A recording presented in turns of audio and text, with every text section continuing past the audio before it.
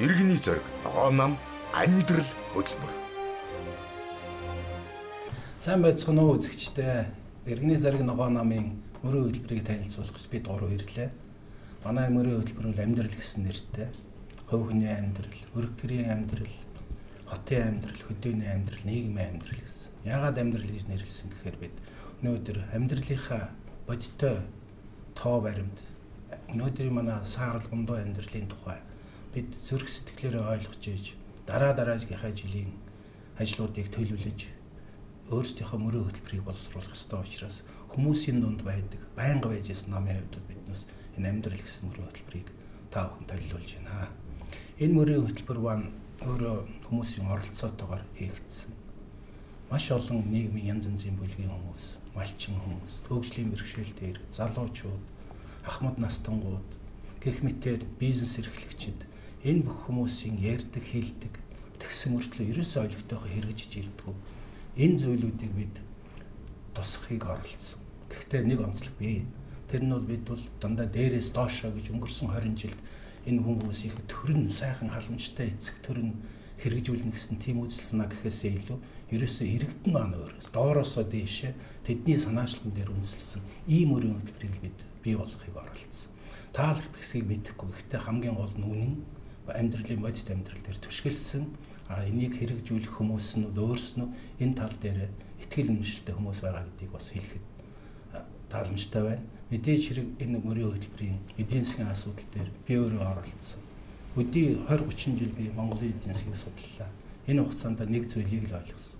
Хүмүүсийг өөрсдийнх нь оролцоогүйгээр бид ямар ч сайхан юм яриад нэмэргүй юм байна. Тийм учраас түрүүний ярьдаг дээрээс нь доош авч доороос нь дээш явъя. Тэгэхдээ хүмүүст нь эдийн засгийн эрх чөлөө, санхүүгийнх нь эрх чөлөө, боломж олцоог нь тавиад энийг төрөл бүрийн сангуудаар дамжуулаад энэ нийлээд үндэсний баялагын сан болохоор ингэснээр хэрэгжих механизм нь бодиттой бөгөөд хүмүүсийн оролцоотой тэг шудраг хүмүүс эннийхээ үр шимийг өөрснөө хүртэж байдаг ийм байдалтайгаар боловсруулсан. Тийм учраас та бүхэн мэдж байгаа ардаар огуулсан ард түмний төлөө ард нь хэрэгжүүлдэг ийм зүйлийг бид хэдийгээр арчлал гэж ярьдаг ч гэсэн огт хэрэгжүүлж ирсэнгүй. Дандаа сайхан төр дээрээс нэх гэдээс.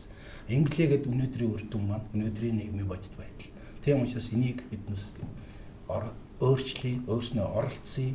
Тэгээд энэний үр дүнг бүгдээрээ амсъя гэсэн ийм бод зорилготой байна.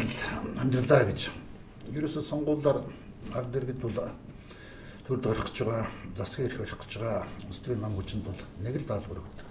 Ард түмэн бол их юм хүсдэггүй.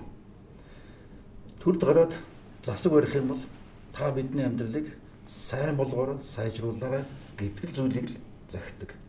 Өнгөрсөн 4 жилийг аваад үзье л да. Эрх барьсан манангийн засаглалын үед бол үндсэндээ ард иргэд бидний амьдрал дэвшилж чадвуу гэж. Засаг нэг тоо хэлдэг, толгой өргөн тоо хэлдэг. Монгол Улсын эдийн засаг өнөөдөр бол дэлхийд байхгүй гайхалтай хурдан 17.8% өсөлттэйгээр хөгжлөө гэж. Тоог ямар хүн амьдрал ахуйдаа эдэж хэрэглэх биш дээ чинь. Энэ тооны цаана эргэн миний хитвчэнд эргэн манай гэр бүлийн хөрөгчөндөх хүнс мөнгө тэр их гэрлийн хурдаар нэмэгдвүү гэдгээр л энэ төрөж байгаа 4 жилийн хугацааны ажлын үр дүнг хэмждэг болохоос биш. Хоосон тоо хэлж, хоосон тоо идэж, хоосон тоогоор амьдрна гэдэг бол асуудал байхгүй. Тийм учраас бол үндсэндээ өнгөрч байгаа 4 жилд бол Монгол Улсын засгийн газар хэдийгээр хийсэн байгаа боловч иргэдийн бодит амьдралд мэдрэгдэхээр авааштай бас болж байна штэ гэдэг тэр мэдрэх үе тэр сайхан амьдралыг бол гол үүрэг даалгавраа бол биелүүлж чадсангүй, өгч чадсангүй л гэж би хэлэх байна. Ер нь бол өнгөрсөн 4 жилийн хугацаанд бол гол манангийн хийсэн гол ажил бол энэ суудлын энэ эрх мэдэлд гарахын тулд амлсан утга учиргүй, тооцоо судалгаагүй тэр мөнгөө яаж өгөндөө гэж энэ мөнгө тараах нийгмийн яламжийн ажлыг л хийсэн. Эргээд улс орныхоо эдийн засаг энэ хөгжлөө өнөөгийнхөө амьдралыг аваад эргээд хэдүүлээд харъя. Тэр их мөнгөөр бид хичнээн үр ашигтай, хичнээн олон зуун үйлдвэр, сургууль, соёлын газар, цэцэрлэг бидэнд юу хэрэгцээтэй өнөөгийн амьдралд нэн чухал шаардлагатай маш олон асуудлыг бид шийдэх тийм сайхан боломж бол байсан. Өнөөдөр бол мөнгө тараасаар гал сонгуулийн хооронд мөнгө тараадаг өвлийн үгний энэ ажлыг хийсээр энэ мангийн төр засаг үндсэндээ бол зүйлийнхаа оны хугацаанд орж байна шүү дээ. Тэгэхээр ер нь бол энэ хоосонгийн мамладаг, хийсвэр сэтгэдэг, тооцоо судалгаагаар улс орныхаа эдийн засаг, банк санхүүгийн байдлыг дампууруулдаг энэ нөхдүүдтэй бол бид бол одоо эргээд хэд хоногийн дараа бол би хариуцлага тооцох ёстой гэж бодож байна. Тэмэл дараагийн хэлбэр өнөөдөр бид хамгийн чухал зүйл бол иргэдийн амьдралд нийцсэн, айл өрх бүрийн гэрт орсон, иргэд нь өөрснөө төр засгийнхаа ажилд хяналт тавьдаг, өөрснөө давхар оролцдог, хамтдаа зүтгэдэг ийм бодит амьдрал, ийм бодит иргэний засаглалыг л бий болгож иж өнөөдөр бид бол эх орондоо эзэн сууж хамтдаа хөдөлмөрлөх, хамтдаа бүтээх ийм зөвлөгөө хийх ёстой гэж бодож байгаа. Одоо бид бол сая их хурлд бол манай иргэний зориг ногоон нам энкотраг оюун дарга бид бол их олон суур хуулиудыг бол өргөн барьсан. За түүний нэг жишээ бол энэ улсын намуудаар талцдаг, хуваагддаг, ууж иддэг энэ заван авилгын сүлжээг, энэ муухай аалзны торон сүлжээг задлахын тулд бол улсын намуудад хатуу гишүүнчил байхгүй найз нараа гэдгийг бол хуулиар зохицуулъя гэдэг ийм том хууль өргөн барьсан байж байгаа. Энэ хуулийн дараагийн хоёр дахь том асуудал бол үндсэндээ бол энэ их намуудын мөнгөний том машин болсон мөнгө угаадаг, бохир мөнгө эргэлдүүлдэг энэ улсын том хүчнүүдийг задлая гэж. Хөрөнгийн асуудал улсын намд байх ёсгүй л гэж. Улсын намууд орж байгаа санхүүжилт энергэлж байгаа хэдэн тэрбум төгрөгийг иргэд өөрснөө хяндаг болъё, хардаг болъё гэж. Ямар бохир мөнгө ард иргэдийнхээ намын гишүүдийнхээ нэрийн өмнөөс энэ нөхдүүд чинь угааж идэж хамтдаа одоо залгидгийг хэдүүлээ ил тодор хардаг, хяндаг болъё гэж.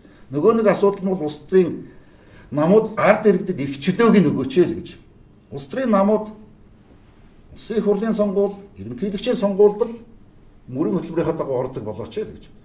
Сум, баг, хороо, дүүрэг, аймаг, нийслэл бүх газар иргэдэд нэрх чөлөөг нь олгоо. Засаг даргаан өөрснөө тавьдаг болъё, мөнгөн өөрснөө зарцуулдаг болъё, хяналтаа өөрснөө тавьдаг болъё гэдэг ийм гурван үндсэн гол санааг бол бид одоо хэрвээ дараагийн парламент бидэнд итгэл өгөөд бид орж чадах юм бол хамгийн ихний ээлжинд өргөн барьсан энэ хуулиасаа бид ажиллаа эхэлнэ л гэж ингэж бодож байгаа. Ер нь халамж хавтгаарлаа гэд хэдийгээр ярьж байгаа боловч яг хар чандаад халамжлах ёстой хүмүүсээ ойлгох ерөөсөө халамжилж чадаагүй. Тэгэхээр бидний манай намын байр суурь энэ амьдрал мөрийн хөтөлбөртөө тавьсан зорилго бол ажиллаж чадах, хөдөлмөрлөж чадах хүмүүс бол ажиллаа хийнэ. Ажлын байрыг олноор бий болгож, хувийн хвшлийг дэмжиж тэр эдийн засгийг бол хөгжүүлнэ. Ажил хийж чадах хүмүүс нь авж байгаа цалин нь харин амьдралдаа хүрэлцэхүүц Монгол хүний хөдөлмөрийн бүтээмжийг нэмэгдүүлж, Монгол хүний хөдөлмөрийн үнэлэмжийг нэмэгдүүлж, хүн болгон өөрөө авч авч чадах ийм амьдралтай болох хэрэгтэй гэсэн байр суурьтай. Гэхдээ ялч нийгэм зайлшгүй харж хандах хэрэгтэй, халамжлах хэрэгтэй хүмүүс бас байдаг. Хөгжлийн бэрхшээлтэй иргэд байна. Олон хүүхэдтэй өрх толгойлсон эмэгтэйчүүд байна. За харж хандах хөнгөө бас ахмадууд байна. Тэгэхээр эдгээр тарин халамжилж байгаа тэр тогтолцоог, тэр мөнгийг бол харин хэд дахин нэмэх хэрэгтэй юм бэл.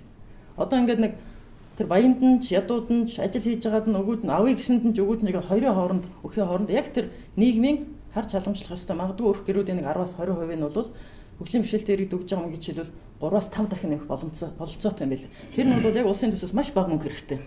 Тэгэхээр ийм бодлогыг бид нэр амьдрал хөтөлбөртөө оруулсан байгаа. За нөгөөтэйгүр байгаль орчны бодлогыг, байгаль орчныг хамгаалах бодлогыг бол бүр нэн тэргүүлэх бодлого болгосон. Өнөөдөр иргэдийн хамгийн санаа зовж байгаа зүйл бол байгаль орчин. Ялангуяа уул уурхай үйлдвэрлэлээс болоод маш их газар эвдрэлд орж байна. Тэрийг нөхөн сэргээж байгаа ойлгохтой тогтолцоо байхгүй, төсөв байхгүй, компаниуд нь тэрийг ойлгохтой нөхөн сэргээж чадахгүй байгаа. Тэгэхээр байгаль орчинд ямар нэгэн найраа байхгүй шүү гэсэн тийм байр суурьтай. Байгаль орчин нөхөн сэргээж чадахгүй байгаа. Байгаль орчинд халтай, ус гол гориход халтай байх юм бол тэр үйлдвэрлэлийг бол зогсооно. Үнэхээр тэрийг нөхөн сэргээж чадахгүй тийм үйлдвэрлэлээр бид нар ямар хэрэгтэй гэсэн ийм байр суурьтай. Харин улсын төсвөөс хүний хөгжлийн сан гэж байгууллагатай адилхан уул уурхайгаас орж байгаа тодорхой мөнгийг байгаль орчныг нөхөн сэргээх санд бүрдүүлнэ. Тэгжиж одоо нөхөн сэргээгээгүй орхигдсон тэр эвдэрд орсон газруудыг зайлшгүй ойрын хугацаанд нөхөн сэргээх ёстой юм бэл. Бид бол бас Алтай гишүүн, Энх бод гишүүн бид нар бусад бас гишүүдтэй нийлээд хууль өргөн барьсан л да. Байгаль орчныг нөхөн сэргээх сангийн тухай хууль гэдэг. Аль өвөл өргөн барьсан харамсалтай сая хаврын чуулганаар улс зөрчсөөр угаал хэн нэгнийг огцруулахгүй сонгуулийн хууль гэсээр олигтой хууль ерөөс батлагдчих чадсангүй. Тэгэхээр энэ дараагийн парламентод манай намаас орох төлөөлөл байгаль орчны асуудлаар энэ нөхөн сэргээх хуулийг заавал батлуулахын төлөө явна. Ер нь бол цөлжилтийн эсрэг, бэлчээрийн талхалтын эсрэг одоо ойжуулах гэд олон ажлууд бол ер нь зайлшгүй бид нар мөнгө гаргах хэрэгтэй юм бэл. Тэгээд энэ дээр бол бид нар энэ ногоон хөгжлийн бодлого, байгаль орчны бодлого, за ногоон эдийн засгийн бодлого энэ үйлдвэрлэл нь өөрөө байгаль орчинтой аль болохоор хал багтай энийг дэмжих бодлогыг бол бүр нэн тэргүүлэх бодлого болгож байгаа.